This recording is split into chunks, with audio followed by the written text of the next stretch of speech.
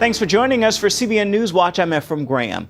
Federal agents are stepping up their investigation of the Islamic State's claims that it's responsible for the attack at the cartoon contest in Garland, Texas.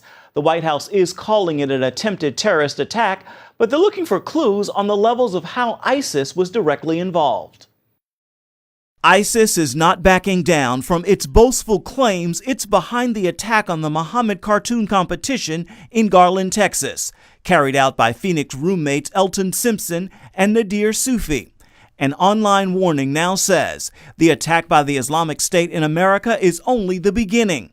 And it goes on to say ISIS has stationed 71 trained soldiers in 15 different states, ready at our word to attack any target we desire.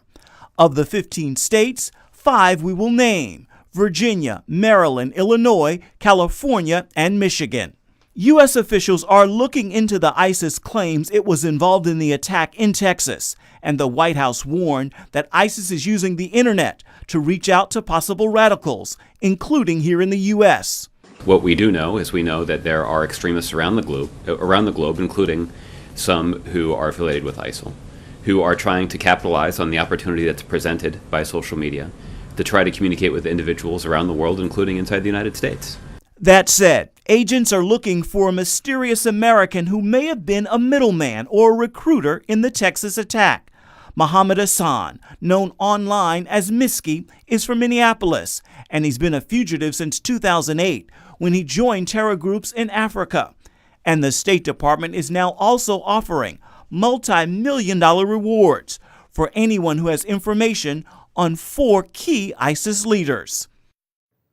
Meanwhile, federal authorities say they've discovered the last tweet of one of the gunmen posted just minutes before the attack.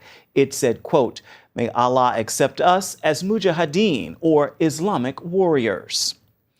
An American literary group honored the French satirical magazine Charlie Hebdo with a Freedom of Expression Award. The editor-in-chief accepted the award to a standing ovation. Hundreds of writers and editors attended the event hosted by the PEN American Center. Controversy surrounded the decision to give the award to Charlie Hebdo magazine. Its satirical cartoons of Muhammad, the prophet of Islam, outraged Muslims. British writer Salman Rushdie, himself a target of radical Muslims, said, "Free speech means the right to offend people." Expression organization, if you believe in the value of free speech, then you must believe in the value of free speech that you don't like. Radical Muslims killed 12 Charlie Hebdo staffers in an attack on their offices back in January. The co-pilot who crashed the Germanwings flight into the Alps attempted a controlled descent on an earlier flight that day. French investigators say more than once Andreas Lubitz put the A320 jet into a descent only to bring it back up again. It happened on a flight from Dusseldorf to Barcelona when the pilot was out of the cockpit. Later that day, the same jet crashed into the Alps, killing all 150 people on board. Prosecutors say Lubitz intentionally crashed that plane.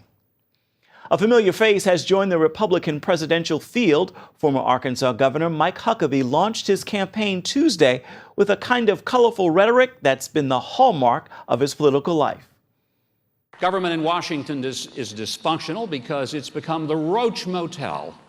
People go in, but they never come out. And Huckabee says big government is flexing its muscles in a dangerous way, now threatening the foundation of religious liberty by criminalizing Christianity when it comes to legal battles over abortion coverage and same-sex marriage. The last time he ran for the GOP nomination in 2008, Huckabee placed second. Now advisors say he has more money to help his campaign make an even bigger impact. CBN's David Brody spoke with the former governor about his plans. Mike Huckabee chose a familiar Arkansas location for his presidential announcement that carries a message for his campaign: hope. But here in this small town called Hope, I was raised to believe that where a person started didn't mean that's where he had to stop. I always believed that a kid could go from hope to higher ground. Huckabee, who did well with evangelical voters in 2008, will emphasize a broader populist message this time around. Recently, polling shows his likability ratings are through the roof. It's good news. It means that people believe that they can trust you, that you say what you mean and you mean what you say. And in this day in politics, I believe this is the most important commodity of all. Another quality he will need is to show he's tough enough to fight the war on terror. In an attempt to head off that concern, he's striking with ads like this one, comparing radical Islam to a rattlesnake. You take their heads off with a .410 shotgun or a hoe before they bite you. When we look at something that is inherently evil, like radical jihadism, let's quit kidding ourselves and pretending that we're going to have some negotiated settlement, because we're not. They believe that they're here on earth to kill every last one of us in the name of God. God bless you. Team Huckabee is hoping a combination of tough talk with a down-home nature will be the winning ticket in 2016. David Brody, CBN News. Nigeria's military says troops have rescued 25 more children and women from Boko Haram. An army spokesperson says many Boko Haram militants were killed during the rescue operation. Soldiers supported by airstrikes have deployed on foot into Sambisa forest, attacking and destroying the terrorist stronghold. About 700 children and women have been saved in the past week. It is unclear if those rescued include any of the schoolgirls kidnapped a year ago from Chibok. Some 219 remain missing. Thousands of Christians in the Middle East are brutally persecuted daily by Islamic jihadists, demanding they convert to Islam or pay the price. Many groups are urging U.S. lawmakers to step up and assist those being tortured and discriminated against. Abigail Robertson has more on this story. Speakers from around the world gathered in Washington to discuss the horrors Middle East Christians are facing every day. Entire ancient Christian communities right now are being wiped out by vile hatred and terror. The International Fellowship of Christians and Jews and the CWA have come together to discuss the dangerous religious persecution in the Middle East. CBN analyst Eric Stakelback moderated the panel as speakers focused on religious persecution and what American policymakers can do to stop the barbarous attacks against religious minorities. On the panel was terrorism expert Walid Faris. He says, with the rise of the Islamic State Caliphate, we are witnessing the worst conditions for Middle East Christians in history. The case can be made that in Iraq and Syria alone, Christian minorities are under danger of complete ethnic cleansing. This is a demographic catastrophe. Other panelists said the West must not be afraid to call those committing these heinous crimes what they are, Islamic jihadists. We are seeing, of course, Christians and Jews and minorities suffering at the hands primarily of Islamic jihadists. We need to identify what's happening in order to actually accurately fight it. Yael Eckstein emphasized that Christians and Jews must unite against those persecuting them. They're not kicking out the Christian community now because they don't have anywhere to go. They're just killing them. And so we're seeing mass killings, and I want to see the Christian and Jewish community coming together to say this is unacceptable. Eckstein urges Christians around the world to come together and protest these atrocities. If all the Christians stood together to say, we demand freedom, we do not stand with the people that are persecuting the Christians in the Middle East, and we are going to take action against them. Even if that action is education. Education can be a very, very powerful weapon. Abigail Robertson, CBN News, Washington. Coming up, she faced death threats just because her fiancé wanted the best medical treatment in the world. Find out what happened to her after the Ebola scare. A chaotic scene this week as ships tried to rescue a group of African migrants in the Mediterranean. Frantic migrants started trampling over each other to reach the ropes of a cargo ship that was trying to rescue them. They weren't aware a ladder was being thrown. At least 5 migrants were crushed to death and more are feared to have drowned. Crew members say everyone aboard the ship has undergone rescue training, but rescue attempts can easily go from calm to panic as migrants fight for their last chance at life. At the height of last year's Ebola crisis, the name Thomas Eric Duncan dominated the headlines. He brought the virus from Liberia to the United States before he died from it in Dallas, Texas. His fiancée had to deal with his death and public outcry against him as well. But as Paul Strand tells us, she had a loving church family to help bring her through this difficult trial. As described in the new book, My Spirit Took You In, the love story for Louise Troh and Thomas Eric Duncan began in Africa, eventually bringing them together in the United States. This man came for us to live together after 15, 16 years, for us to get married. Louise welcomed Duncan to this Dallas neighborhood where she was surrounded by loved ones and acquaintances from the immigrant community. Many of them shook Duncan's hand or hugged him before they learned what he had brought with him. This is where Thomas Eric Duncan exposed a number of Louise's family members and friends to the Ebola virus and made this apartment complex the focus of the fears of a nation. And in many cases, hatred as well. As he lay dying in this Dallas hospital, rumors and accusations swirled about Duncan. First thing, people were like, he came here because he had a virus. That's why he came to America to be treated. And co-author Christine Wicker says Louise, too, felt the anger and blame. This woman who had done nothing wrong, who had lived a life of faith and generosity, became an international pariah. And I mean death threats for her whole family. It was at the Ivory Apartments where Louise and 3 of her loved ones were trapped, quarantined, while fury gathered around them that an immigrant just like them had brought a deadly African epidemic right here to Dallas, to Texas, to America. Fortunately for Louise, she was baptized in June of last year, just 3 months before the Ebola crisis happened. At a church that reached out to immigrants like herself. And she realized that this fairly wealthy, very white church was the place God meant her to be. And I would ask her, well, Louise, didn't you think this was an odd place for you to be? And she would just say, no, it's where God wanted me. And as people across America cursed Louise and her dying fiancé, her new pastor and church came to the rescue. Pastor George Mason visited her in quarantine at least every day. I just kept thinking about the fact that we serve a Lord who was willing to touch lepers. People all over Dallas were afraid. And he knew that's where he wanted to be. He knew that's where he had to be. And he just wouldn't back off of that. His visits brought a light during an incredibly dark time. And he came, he read the Bible to us, and he said, the church, everybody are with you. He came around so much, Louise began to feel guilty. She said to him, don't you have a home? You always here, you come every day. But for Mason, being present was vital. The power of God to heal and bring life to people was made manifest in his presence. Meanwhile, frightened authorities wouldn't listen to Louise, herself a healthcare worker and somewhat of a germaphobe. She told them they didn't have to destroy her possessions to make sure no Ebola virus would escape her apartment. My daughter and myself disinfect this whole room, and from day one, I've been disinfecting this place. That wasn't good enough. They were just slashing and breaking and putting, and in these big suits. So Louise lost everything. She lost her reputation.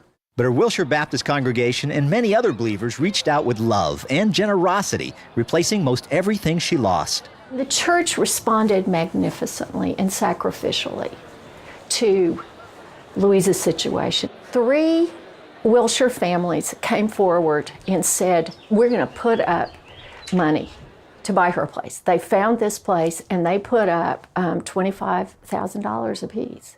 We didn't do for Louise what we wouldn't do for anyone else, but it was on a very public stage. And so people, I think, got a window into how churches operate all the time. And when Louise returned from quarantine, the church literally embraced her. They had a big party, and everybody runs up and they hug her and they love her. And while others criticized Thomas Eric Duncan for bringing Ebola to America, believers declared he was used of God. Eric was the sacrifice for Africa. Louise believes Duncan had no idea he carried Ebola into the U.S., and she sees great purpose in his death.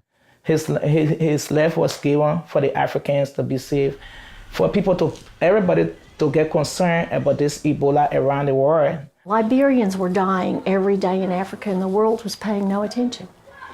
But when Eric became ill and came to America, Ebola now had a face, and all over the world, people began to pay attention. God can be in the midst of this, and that good things can come out of something terrible, because that's the nature of the gospel. Paul Strand, CBN News, reporting from Dallas. Up next, how 35 years of early morning prayer has changed this South Korean church and its impact on their neighbors to the north. In Seoul, South Korea, members of Myeongsang Church get up early every day to pray.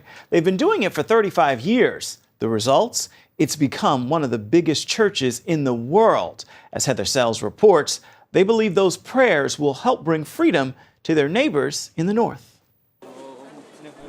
In the early morning in Seoul, South Korea, thousands of people stream out of a downtown church, passing the thousands of others who are waiting in the cold and the dark to go inside.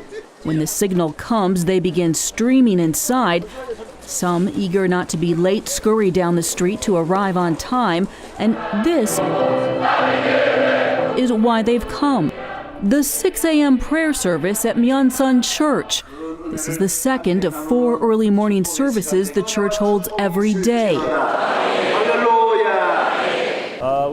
Christians cannot live without faith and prayer, even for a moment. I believe morning prayer is God's blessing for us, so I am joyfully attending the gathering, even though the church is far and it takes long. Today is a special gathering, a celebration, as the church commemorates 35 years of early morning prayer. Church leaders from around the world are here for the week-long event. Reverend Sam-Won Kim started this church in 1980. Since then, it's grown to more than 120,000 members. He credits that success to prayer and an unyielding commitment to historic Christian truths. The power of church is from the gospel and the Bible, and the tradition that we inherited from the ancestors. If we preserve those values, the world will follow us, and we can lead this era. Today, well into his 70s, Pastor Kim still leads 2 morning services. Myeongsang Church is the largest Presbyterian church in the world. It has planted 24 churches and supports more than 500 missionaries in 63 countries. The church also supports a children's home, a hospital, and other social ministries. Pastor Kim says that it's prayer that has made all this ministry possible. And he and his church believe that if they ask, God will do the same for their kinsmen in North Korea. North Korea is in despair, but at the same time it is very hopeful in Christ. Isaiah 9 says, "The people walking in darkness have seen a great light. On those living in the land of the shadow of death, a light has dawned." I believe the time of gospel must come to them. We need prayer to save North Korea. God will work on them through our prayer. He must liberate the land and perform the miracle to open the way in the desert for the unification of North and South. North and South Korea have been separated for 65 years. Since the armistice was signed, South Korea has grown into a modern state with a booming economy. North Korea is one of the most isolated nations on Earth, ruled by a family of dictators who repress its people and threaten the world with nuclear holocaust. Here, on the border of North and South, people come to look into the Hermit Kingdom and to leave messages for their families on the other side. Dear Mom and Dad, please stay peaceful in heaven. Your son Gwang Chol was here. Also, there are many messages from Koreans saying, "I hope South and North will be reunited as soon as possible." At Myeongsang Church, the people pray passionately for reunification. Among them is a group of North Korean refugees now living in the South. Though they're free, it's hard to escape the grip of the totalitarian regime just across the border. Actually, North Korean defectors have a trauma by the North Korean regime. We often have a nightmare of being taken to the North. Whenever I wake up in the morning, I feel the freedom, but become sorrowful thinking about my family who are living perilously without freedom in the North. These refugees came to Christ after escaping the North, but they saw firsthand the government's persecution of Christians. In the North, the Christians were singled out for torture. They were discovered because of their knees, because they kneeled to pray. The Christians were separated and right away sent to other places, such as concentration camp. Still, the church in North Korea is growing. One reason is North Koreans who visit China are being converted to Christianity by missionaries on the border. And despite the risk of imprisonment or even death, Some of them return to preach the gospel. After they go back to the north, they evangelize others one by one in basement, and then the newcomers bring their families or friends as well. In this way, the gospel is being spread secretly. If this comes out, whole family will be murdered. So the churches are performing in basement, in secret, but actively. Meanwhile, those who have found safety in the south cry out for their families in the north. Every human being has the right to freedom, but in the North, this basic right is restricted. I am praying to God earnestly to allow this blessing for the people in the North. Believing that these fervent prayers will avail much for the people of North Korea. Heather Sells, CBN News.